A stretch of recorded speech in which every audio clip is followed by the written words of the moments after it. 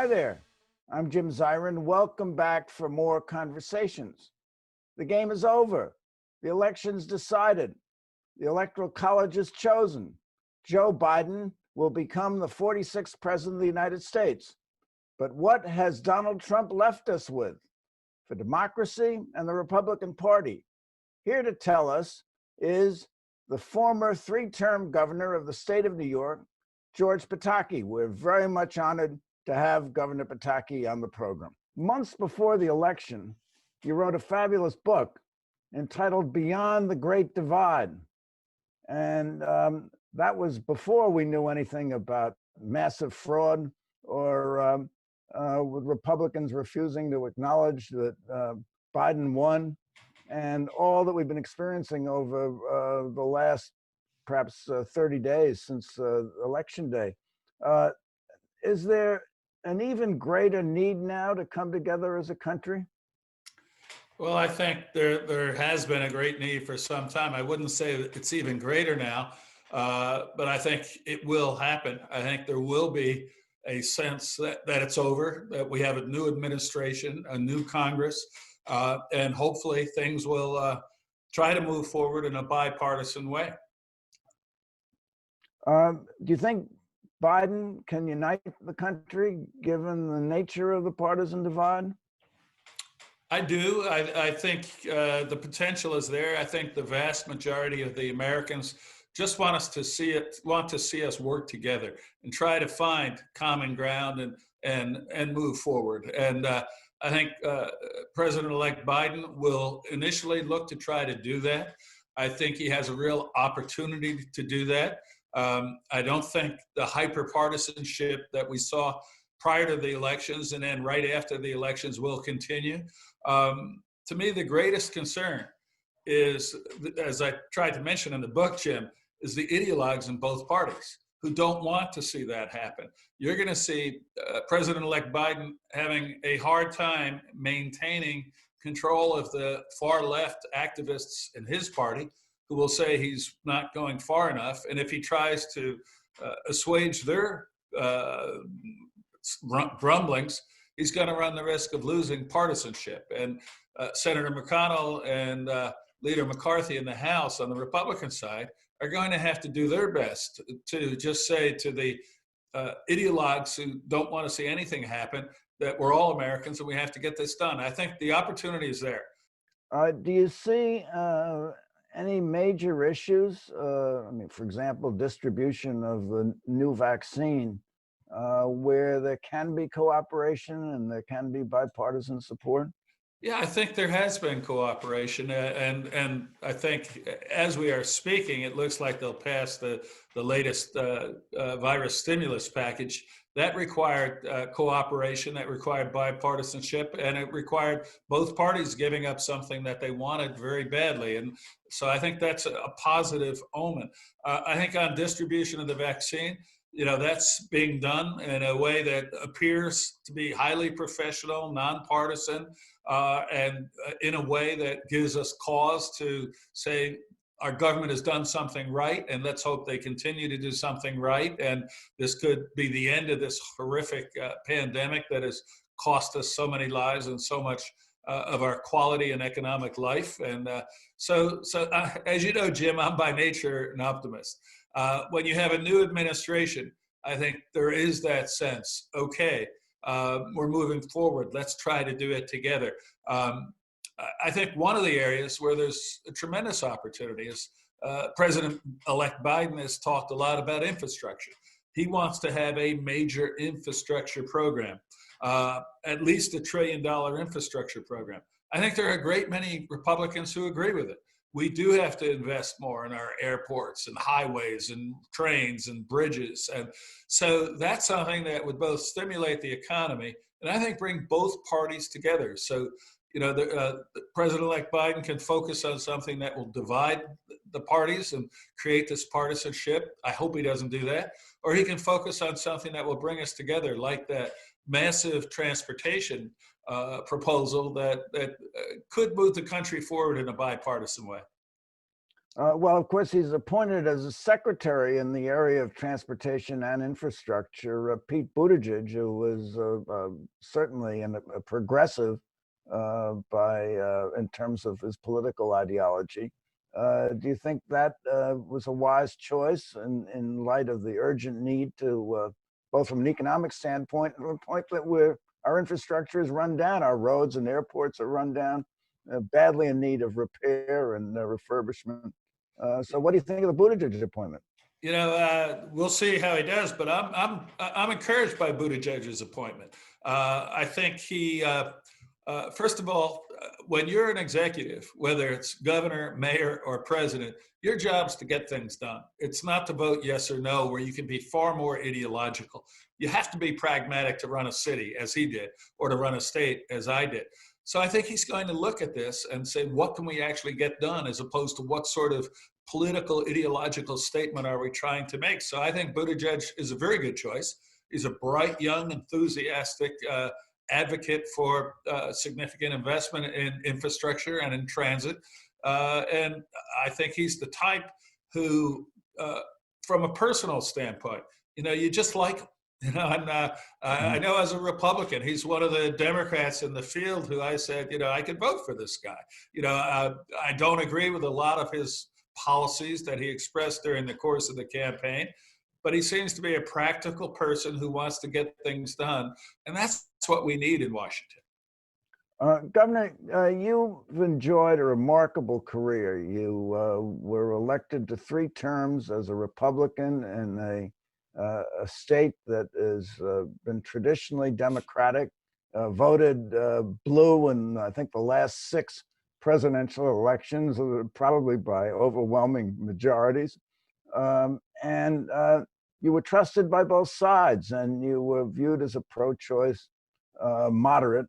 And you handled an enormous crisis that we had in 9/11 and got very high marks for it. And now you look at the Republican Party post-Trump, your party. Do you think there's room in the party for moderates such as yourself? Absolutely. There's no question about it. And if you look at the election results from November, Trump lost, but Republicans won. Speaker Pelosi expected to win at least 15 seats. She ended up losing a dozen.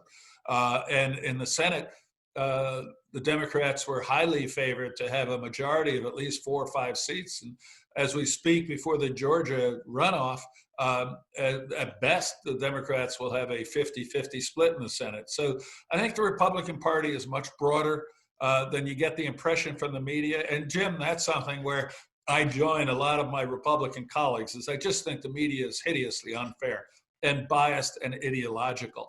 And it looks to create that impression that all Republicans are these ignoramuses from some backwater of rural Kansas who have no sense of what the country is.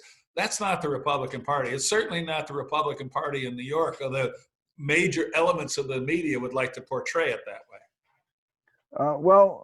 You have the example of Representative Paul Mitchell from Michigan, who was retiring from the Congress, but he has announced he's resigning from the Republican Party, is going to vote as an independent for the remainder of his term.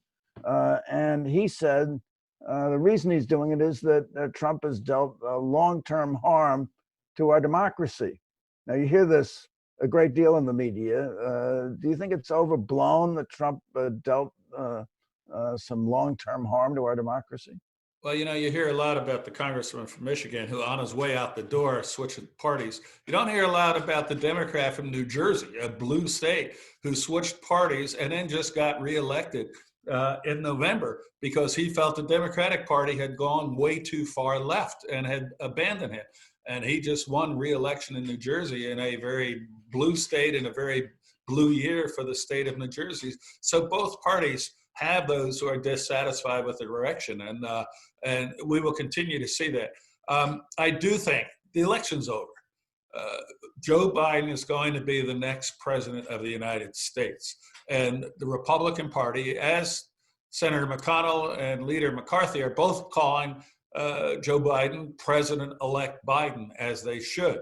The President Trump, has yet to acknowledge that fact, but the Electoral College has voted, the Supreme Court had ruled, and I think we have to move forward. But having said that, Jim, I do think there were things unique to this election that to me are very troubling. Like in Pennsylvania, where the Attorney General unilaterally decided when votes would be allowed and ignored the election law of the state of Pennsylvania. I think that was probably unconstitutional and illegal. It's not going to overturn an election, but it is something that we should look at to see it doesn't happen again. We also know in Pennsylvania that certain counties said, oh, you can correct your mail-in ballot. Other counties said, no, you can't. That's not a fair system. So President Biden has won the election. He will be the next president. But there were irregularities caused by, in large part, the COVID-19 crisis that gave people what they thought was the authority unilaterally to change the rules that had been in place for this election. So I think that shouldn't stand. We should look at that because I think there is a need for us to restore a lot of people's confidence that the system is working fairly. I mean, now, we're over a month and a half after the election, and there's still a congressional race in upstate New York where we don't know who won. This is ridiculous. And it just shows that the system, even in New York State, is to say imperfect, is ridiculous. I mean, we don't know who won that race. Was Trump wrong to invite Michigan legislators or legislative leaders to the White House to try to talk them into taking over the selection of the electors when he lost Michigan by a substantial amount? Jim, yes, that was wrong. He has an absolute right to go to court to challenge election results based on fraud or based on other things of a legal nature that they can prove in court. They've lost those court cases. The idea of going around our system, the judicial check on the legislative side of the equation, to me is just wrong. And I just think that was a mistake. I hope nobody else ever makes that mistake. If you have questions about the fairness or legitimacy of the outcome of an election, go to court. I had a lot of friends who were questioning, is our democracy going to survive this? Can Trump unilaterally declare that he won? And I would always tell them, we have a great system. We have checks and balances, and the ultimate check is that the courts will determine if, in fact, an election was held in a valid way. To go around that and to try to get state legislators to overturn that process, to shortcut what is provided by our checks and balances system of government, I think was terribly wrong and should not have happened and shouldn't happen again. Well, you were a governor. Was he wrong to call the governor of Georgia, whom he'd helped put in office, and say, do me a favor, overturn the result of the election and have the legislature call a special session of the legislature and have them select who will be the electors? Absolutely, Jim. That is completely wrong. And I don't know who would defend it. He has the right to go to court to challenge, what happened in Georgia, the absentee ballots or the failure to check signatures or anything. And that's the way our process works. You don't try to use political power to short circuit the system that has worked so well in this country for almost 250 years now. We're getting there. So yes, that was wrong. Go to the courts. That's what's happened. The courts have ruled. Biden is president. But, Jim, let's look at those irregularities that did occur, because many of them did. And you don't just pretend that they didn't. Look at those irregularities and see what we can do to make sure that they don't happen again. Well, of course, he aired those issues in court. One of them in Pennsylvania will ultimately be decided by the Supreme Court. And those votes were segregated and weren't counted. They were the votes that came in 5 days after Election Day. And it was really the court in Pennsylvania that said they could do that. But under the Constitution, it would have to be the legislature. And then that's certainly a reasonable argument. But almost all of the other election cases that Trump brought and they number about 50, he lost. The courts absolutely rejected his arguments. And doesn't that tell you there was no massive fraud? Maybe there were minor irregularities, and but this was one of the most orderly and well-run elections. Certainly, everyone said, and international observers came to watch it. They said it was in history. I do think there were irregularities and significant irregularities. You pointed out the one in Pennsylvania. That's one where the Attorney General unilaterally said, notwithstanding the state law passed by the legislature, I'm going to allow those ballots to be counted 8 days instead of 3 days after the election. The Pennsylvania Supreme Court upheld that, but it's not a state issue. That is a federal issue because the Constitution says elections for federal office, the procedures are established by the state legislature. So that's a valid legal question still going on. And I think it's important to resolve it before the next election. You ran in the Republican primary in 2016 against Trump. And now Trump has lost this election. He's one-term president. You read everywhere that there's a possibility he'll run again in 2024. It's like the old Brooklyn Dodgers, wait till next year. So my question to you is, who is going to be the leader of the Republican Party on January 21st? Is it going to be Donald Trump? I think the leader will be Mitch McConnell if the Republicans win one of those seats in Georgia, and he is the majority leader. Even if it's a split Senate 50-50, I think he'll still be the figurehead leader. But, Jim, there are lots of good, talented people, governors, legislators, senators out there. And one of the sad things is that President-elect Biden hasn't even been sworn in, and I guarantee you there are dozens of candidates in both parties already organizing for the 2024 presidential campaign. My view is let's let the dust settle a little bit. Let's let the new administration put its team in place. Let's give them a chance to create a bipartisan sense of momentum building forward. The idea that we're going to be looking now to that leader for 2024, I think is counterproductive because after 2020, America needs to have a good year in 2021. And that's what I'd like to see us focus on right now. Now, let's just talk a little bit about the crisis. It's the number one public policy issue confronting the country. Are you critical of the way that Trump handled the COVID crisis? And do you think it cost him the election? I think had he shown any sort of empathy towards the people who lost, the families who lost a loved one, businesses that had been not just shut down but had to close, the millions who lost their jobs, had there been any sense of empathy expressed by President Trump at those hearings that he held, I think it would have made a big difference. And the election was close enough that it could have turned the election. And that to me is something, if he looks in the mirror and thinks about it, that is something that would have been easy to do differently. It would have been the right thing to do differently.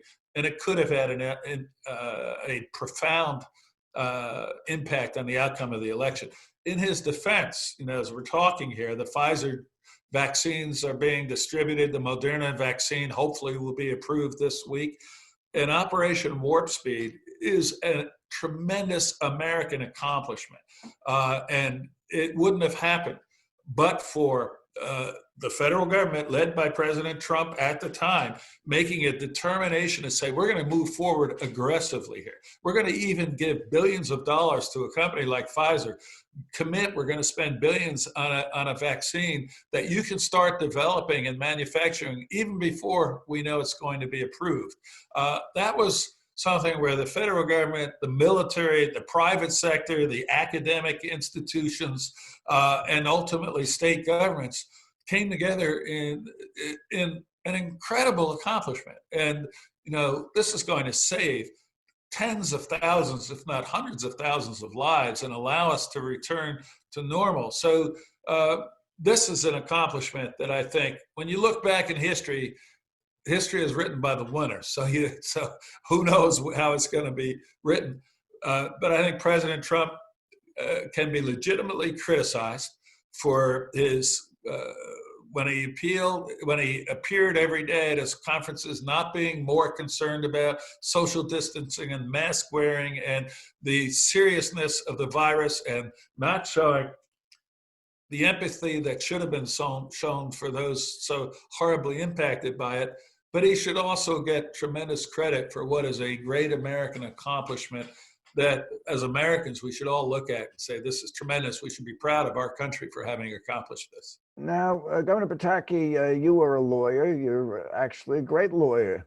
And we've seen during the Trump years what any fair-minded person would see as a politicization of the Justice Department.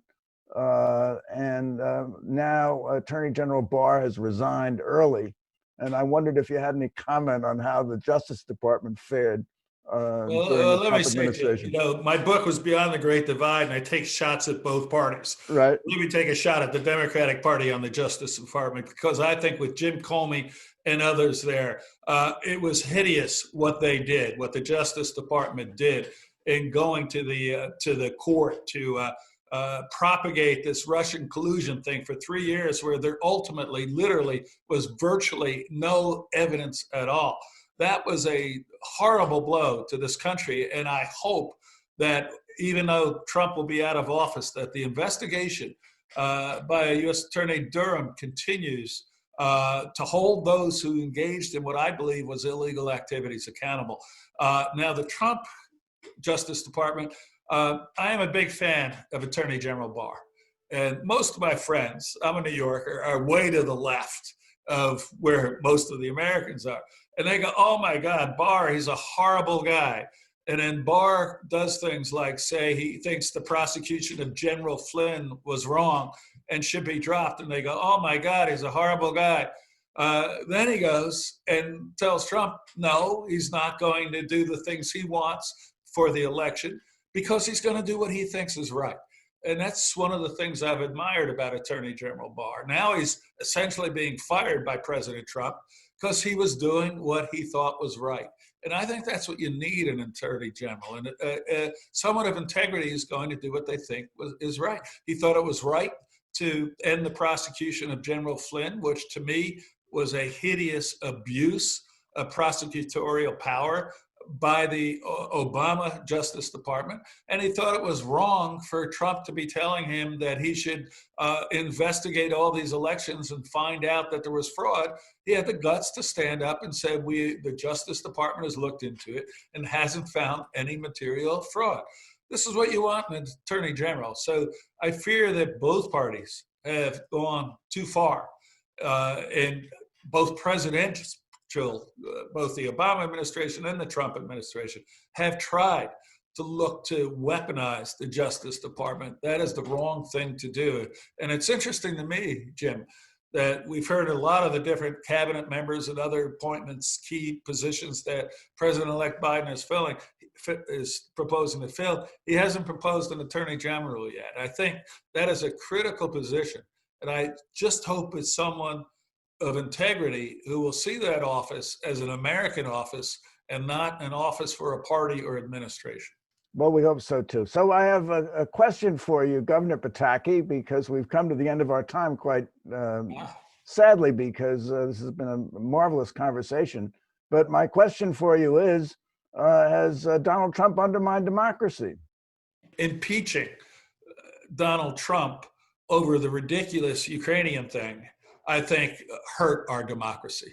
And I think that was done by Speaker Pelosi simply to head off. She knew they were going to be primaries from far left Democrats against liberal Democrats.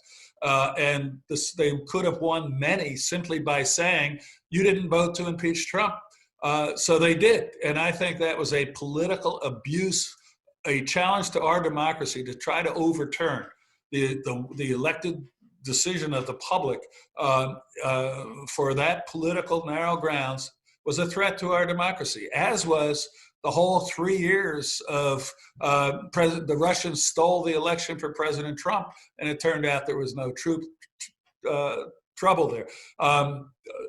Looking for President Trump to look to have state legislators reverse the outcome that has been certified and upheld by the courts in a state is a challenge to our democracy. So, as you said at the beginning, beyond the Great Divide, both parties have done things that I think are horrific and have challenged our democracy. But Jim, take a look at it. Our democracy is still here. We will have an orderly transition on January 20th. Half the people, or almost half the people, didn't want that result. They will accept the result. And hopefully in 2021, President-elect Biden can move forward and achieve bipartisan support for a centrist program that gets us beyond this horrific year and gives us finally a really good year. Well, Governor, this has been just marvelous, and thank you so much for taking this look at both sides of the ledger, which is very important. And thank you for coming by, and thank you for coming by. Tune in next week for more conversations. In the meantime, be well and stay safe. I'm Jim Zirin.